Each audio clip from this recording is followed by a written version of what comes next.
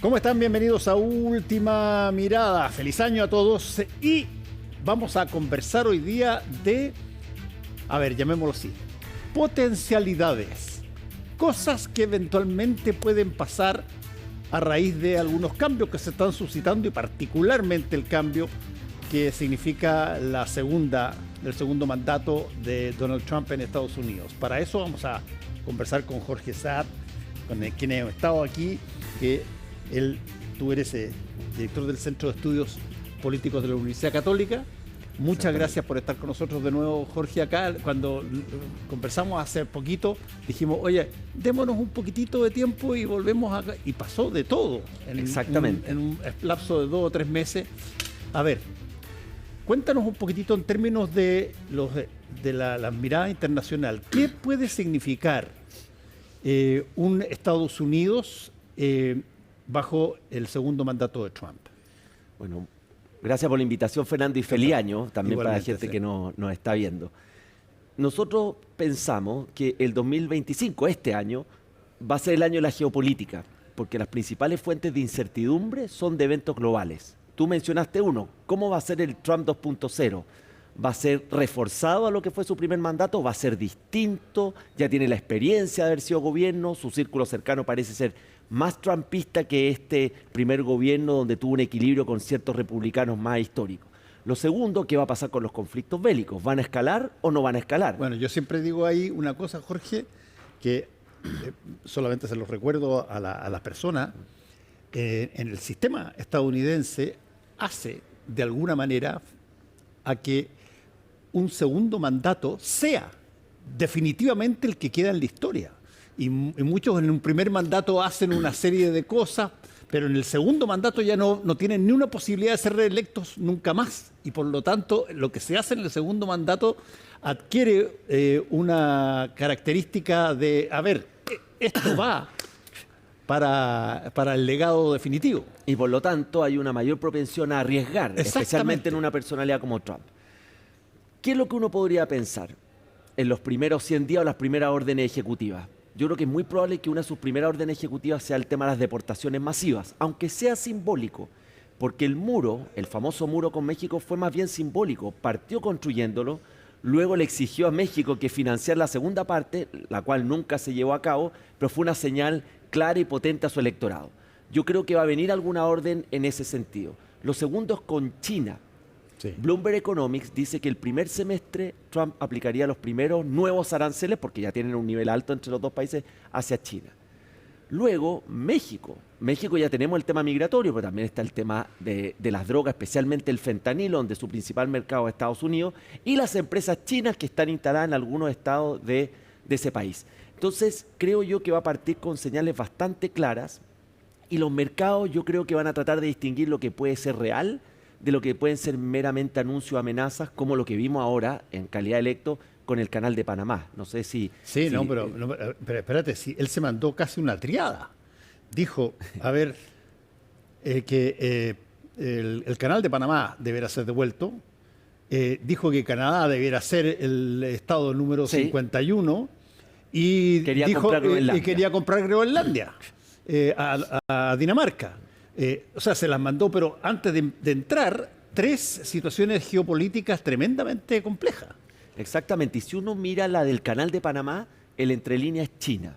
Esta preocupación de la mayor presencia de China en América Latina, en América Central también, especialmente lo que está haciendo en inversión en infraestructura, en los puertos. China no tiene hoy día una injerencia directa en el Canal de Panamá, pero en la medida que invierte en la infraestructura portuaria, va tomando de una u otra manera mayor influencia. Entonces, por una parte, Trump 2.0. Después, vamos a cumplir 3 años de la guerra Rusia en Ucrania. Tenemos el conflicto en Gaza, que hoy día parece más Medio Oriente que Gaza.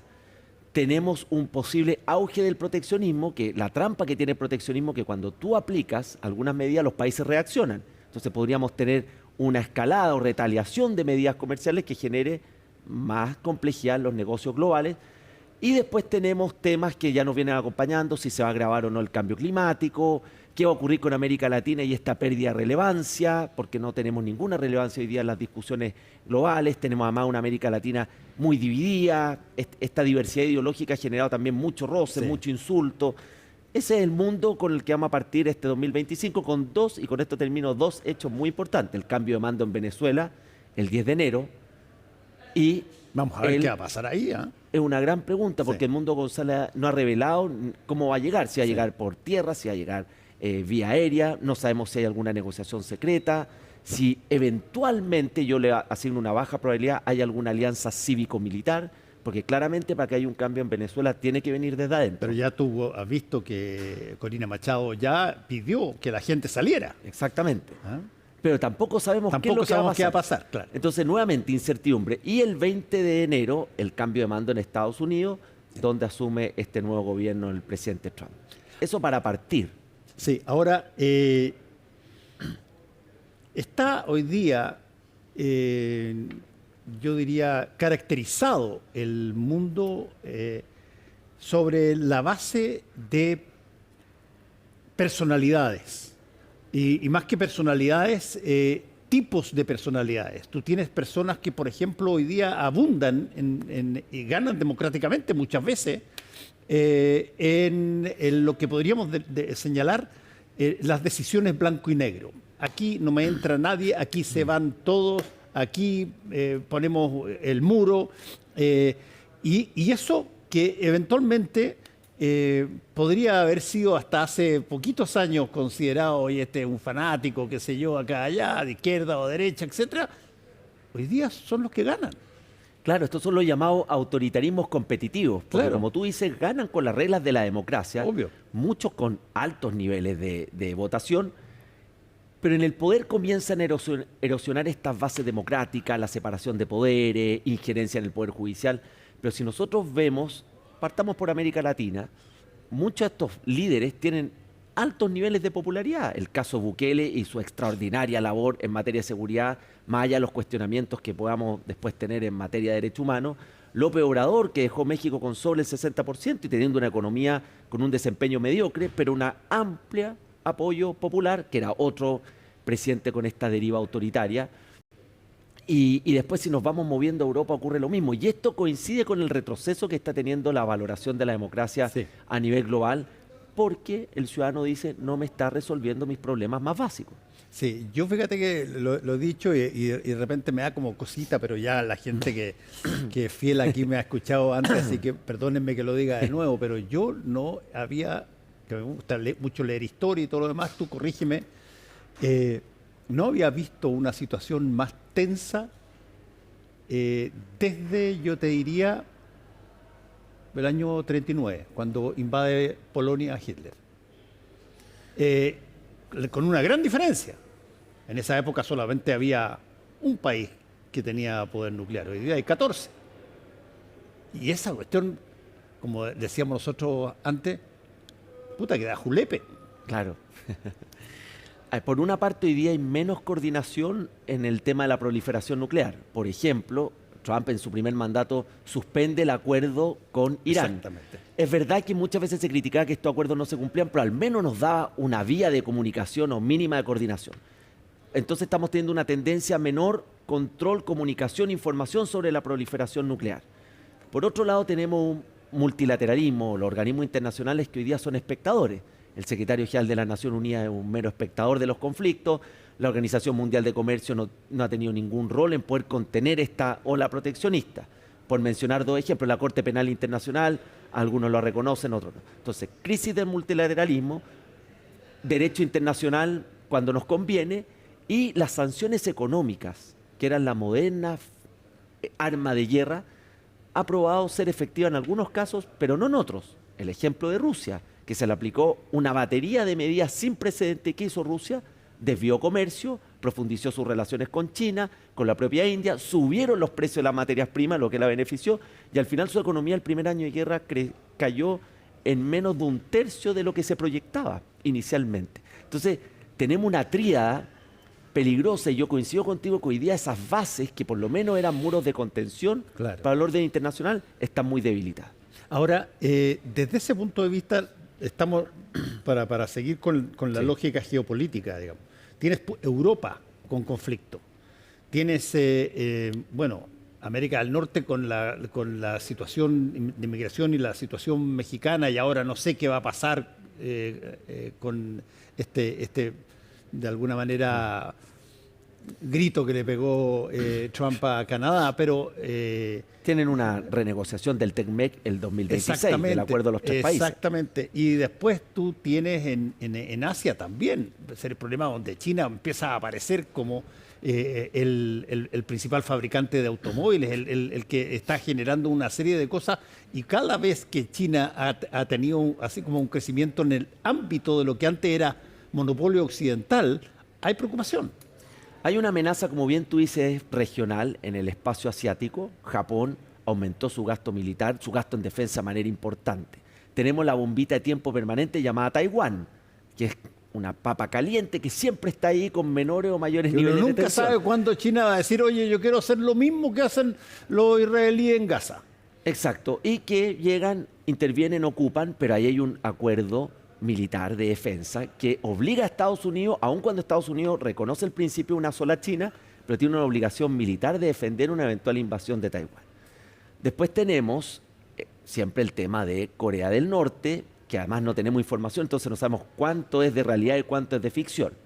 Europa tiene sus propios problemas, de la democracia, el tema migratorio, la crisis de los refugiados, el malestar ciudadano, el enfrentamiento entre el europeo clásico y la sociedad, digamos, nueva, migrante, extranjera. Después Estados Unidos, con su enfrentamiento con China. Y luego América Latina, que estamos alejados de las zonas de guerra, sin lugar a dudas, pero que somos un continente tremendamente violento, donde 8 de las 10 principales ciudades más peligrosas del mundo están en nuestra región. Ese es el mundo que estamos enfrentando, pero también un mundo que tiene muchas oportunidades con el desarrollo tecnológico, con los recursos naturales, entre otras cosas. Ahora, ¿qué tanto... esto te lo pregunto así, básicamente porque quiero a ver si es que se puede generar algún grado de optimismo dentro de todo el pesimismo, pero ¿qué tanto sientes tú que todo lo que has descrito y que lo saben todos los principales jerarcas puede llevar a un fenómeno humano total y absolutamente contrario a la especie históricamente hablando? Diga, ¿sabes qué? Este mundo es uno solo, no tenemos ni una posibilidad de repartirlo en pedacitos y que cada uno flote en distintas partes del espacio, es el uno, por lo tanto, si es que aquí vamos a generar toda nuestra situación y no tenemos vía todavía para poder ir a conquistar otro planeta, antes de que nos agarremos a charchazo, ¿por qué no hacemos una última oportunidad? ¿Es muy ridículo eso? No, yo estoy de acuerdo con tu diagnóstico de que hoy día podríamos decir que hay placas tectónicas que se están moviendo. Todavía no estamos en el terremoto, pero se están moviendo. ¿Y dónde lo notas tú? Primero, que está habiendo un desacople cada vez mayor tecnológico. China quiere liderar, hoy día lidera, podríamos decir, en todo el tema de transición energética, fabricación de autos eléctricos, paneles solares. Y Estados Unidos en las tecnologías propiamente de la inteligencia artificial. Pero todos los incentivos están puestos para que China y Estados Unidos se vayan desacoplando tecnológicamente y tengamos como dos sistemas en el mundo. Segundo, tú ves este ánimo de rebalance del poder, nuevas alianzas. Quizá hoy día lo que está de moda son los BRICS, que son este conjunto de países emergentes, que era Brasil por sus siglas, Brasil, China, India, Sudáfrica, como contrapeso al G7, que son las potencias occidentales. Y que ha ido incorporando nuevos socios. Imagínate que incorporó a Irán y Arabia Saudita, que recién restablecieron las relaciones diplomáticas y que son históricos rivales religiosos y de poder en la zona de Medio Oriente. Bolivia, hace pocas semanas, también se va a incorporar al BRICS. Entonces tenemos este ánimo de rebalance del poder acentuado también por esta percepción de que Estados Unidos viene decayendo, al menos como potencia global. Si dejamos de lado el tema militar y tecnológico que mencionamos, Estados Unidos viene en decadencia.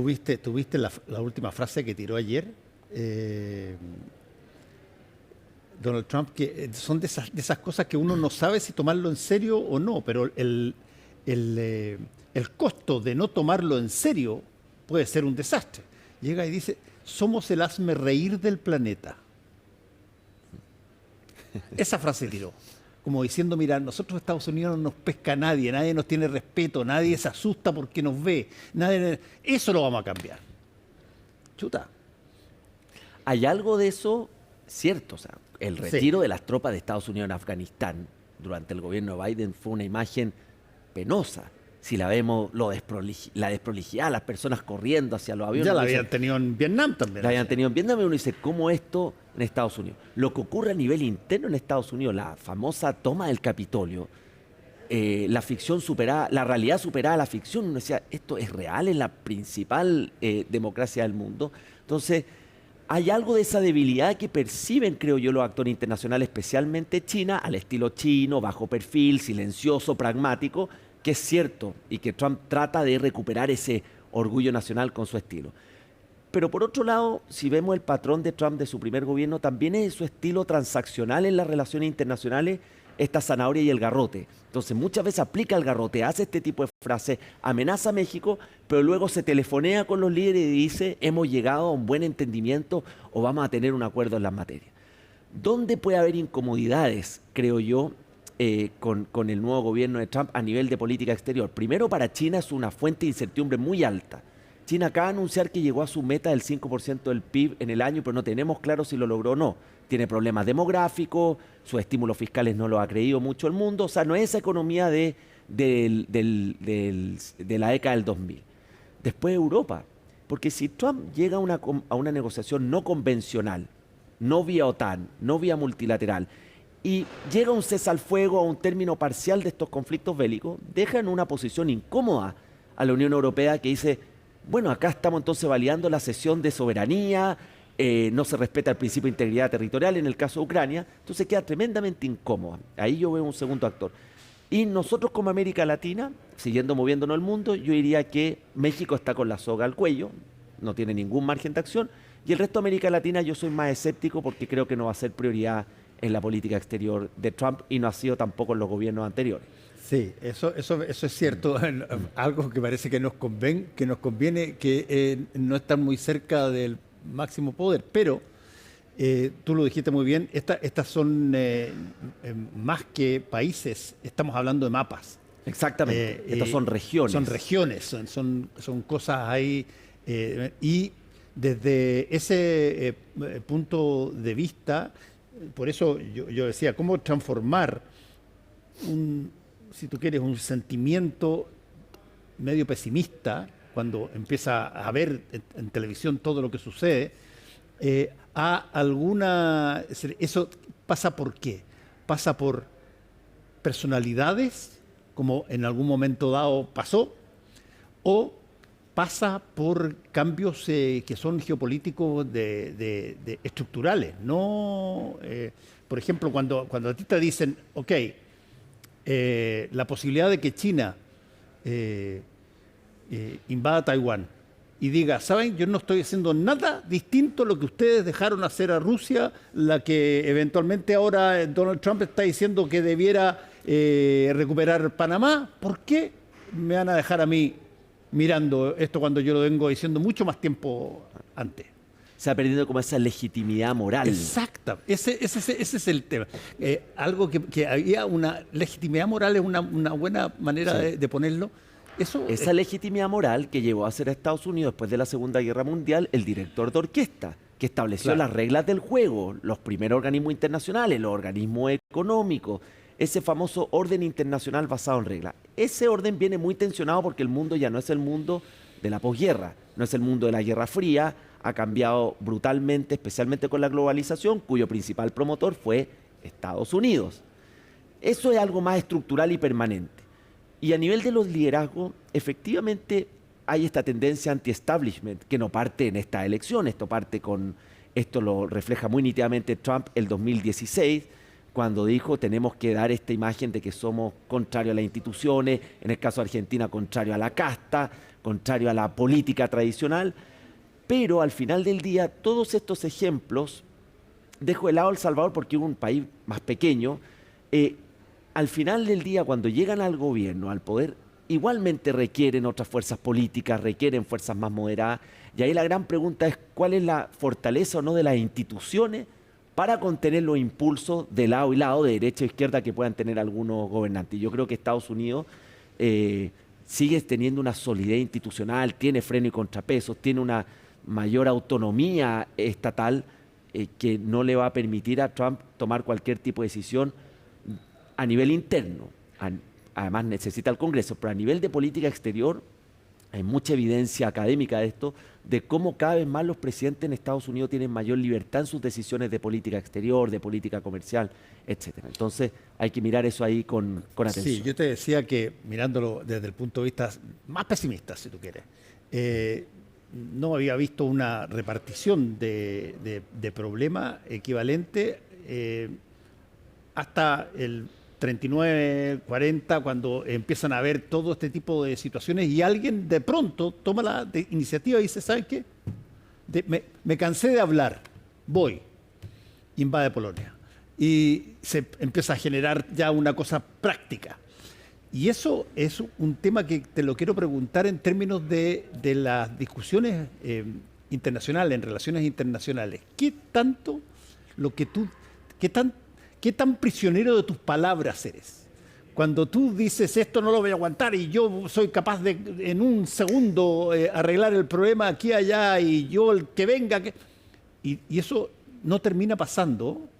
La palabra de alguna manera comunica, oye, estos son discursitos nomás. Entonces cuando hoy día tienes a todo el mundo gritando, la pregunta es, a ver, ¿qué tanto de eso se puede pasar a hechos? Hoy día la sociedad es cada vez más cortoplacista. Entonces muchos de estos anuncios, declaraciones, buscan un efecto simbólico de corto plazo. ¿Por qué? Porque con esta era de la desinformación, de la ciudadanía que está bombardeada de redes sociales, etcétera, las noticias prenden pero apagan muy rápido. ¿Para qué vamos a ver el ejemplo de Chile, lo que ocurrió el año pasado con una serie de escándalos que se iban sucediendo y rápidamente la ciudadanía se olvidó del escándalo anterior? Entonces, cuando uno ve estos grandes anuncios, hay una parte que es simbólica y que el líder internacional busca generar el efecto en el electorado. ¿Cuál es la trampa de este juego? Que si tú lo vas sumando, es como el cuento del lobo, hasta que finalmente ocurre. Probablemente el antecedente más inmediato que tenemos fue la invasión de Rusia en Ucrania. Sí. Ese febrero, que estaban en el Consejo de Seguridad de las Naciones Unidas, hablando de la importancia de llegar a acuerdos, y en paralelo estaban invadiendo Ucrania, pero ahí fue clave el acto de responsabilidad que tuvo la Unión Europea, la cohesión que tuvo con el apoyo de Estados Unidos, que es fundamental para la OTAN como alianza militar. Entonces tú podrías decir ahí, hubo una chispa que podría haber detonado en algo mucho mayor y que hoy día, si bien es un conflicto, es una guerra, ya podríamos llamar de trinchera, que es parte del paisaje internacional, está encapsulada ahí, pero hubo una responsabilidad. Ahí, Jorge, hay una pregunta que me parece a mí bien relevante, creo. A ver, tú mencionaste todo eso que se dice y que ocurre. Ok, pero estamos hoy día en una situación donde los países, particularmente en Europa, por ejemplo, tú tienes el problema de Ucrania con Rusia al lado, y eventualmente puede salirte algún otro tipo de problema. Tienes el problema de la inmigración. ¿Cómo tú balanceas situaciones que son propias de una sociedad con situaciones que tienen que ver con enfrentamientos con terceros? No es tan sencillo, porque tú puedes tratar de arreglar tu país, pero ¿qué pasa si simultáneamente, históricamente, tú creabas conflictos con otros para diluir lo que pasaba en tu país o para tratar de que la mirada se fuera para otro lado y no se quedara mirada en ti? Hoy día, ¿qué posibilidad hay que ocurra una cosa parecida con alguna situación que cambie el eje de lo que estamos viendo para distraer hacia otro lado? Yo creo que hay dos elementos distintos a ese 39 que tú mencionabas. Uno, que hoy día el mundo está más interconectado económicamente, más globalizado en términos económicos, que eso genera un cierto muro de contención, porque tú sabes que si te enfrascas en un conflicto, te afecta directamente en tu economía.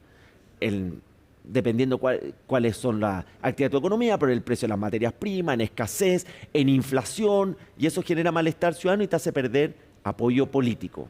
En el 39, incluso en la época de la Unión Soviética, el mundo no estaba tan interrelacionado y las dos principales potencias, que son China y Estados Unidos, no estaban tan interrelacionadas con el resto del mundo, ni tampoco entre ellas. Y el segundo es que hoy día, cuando tú ves la economía nuevamente de los países, China hoy día no tiene ningún incentivo de embarcarse en una guerra. Tiene sus propios problemas internos.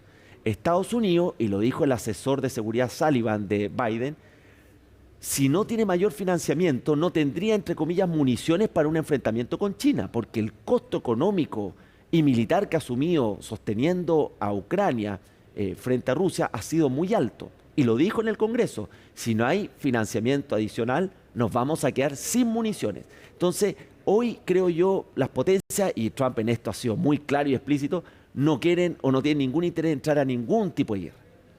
Pero ¿dónde está el riesgo? Porque tú podrías decir, bueno, no están los incentivos, el mundo está interconectado, que las bases, esas bases sólidas que mantuvieron relativamente tranquilo el mundo, está relativamente, porque hay conflicto abierto estas últimas 7 décadas, 8 décadas, son las que se están debilitando. Y no hay un liderazgo hoy día global, proveniente de las potencias, con una convicción o dispuesto a asumir este sentido, llamémosle, de responsabilidad global. Lo que se decía en Estados Unidos, para que Estados Unidos esté bien, el mundo tiene que estar bien. Sí. Esa frase hoy día ya prácticamente no existe. Bueno, espero que seamos exagerados y que en realidad muchas de estas cosas puedan cambiar. Sergio Saad, muchas gracias por haber estado con nosotros aquí una vez más en Última Mirada. Muchas gracias por la invitación. Espero que nos podamos ver de nuevo. Chao, recuerden que tenemos CNN Radio mañana y por cierto el lunes está Tolerancia Cero. Hasta luego.